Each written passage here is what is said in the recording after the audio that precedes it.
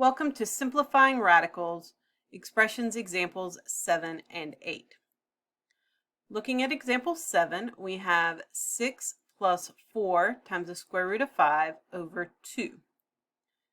Looking at the number under our radical, that 5, the only factors of 5 are 5 and 1.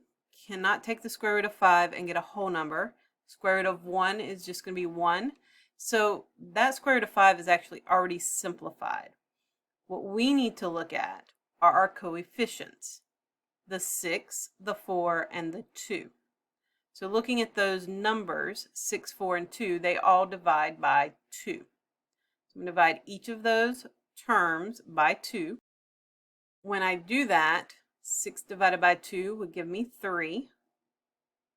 4 divided by 2 would be 2, so 2 times the square root of 5.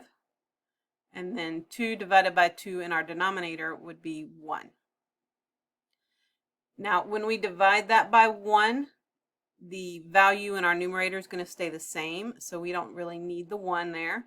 So our final answer would be 3 plus 2 times the square root of 5. Now let's look at number 8. For number 8, we have 2 plus 6i times the square root of 2 over 10. Similar to number 7, we can't simplify the square root of 2. It's already simplified. So I would again look at my coefficients, 2, 6, and 10. The factor that goes into each of those is 2. So I'm going to divide each term by 2. 2 divided by 2 would give me 1. 6 divided by 2 would be 3i. So 1 plus 3i times the square root of 2. And then in our denominator, 10 divided by 2 would be 5. So our final answer here is going to be 1 plus 3i times the square root of 2 all over 5.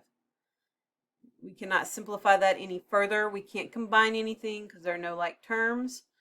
So we're just going to leave our answer as it is.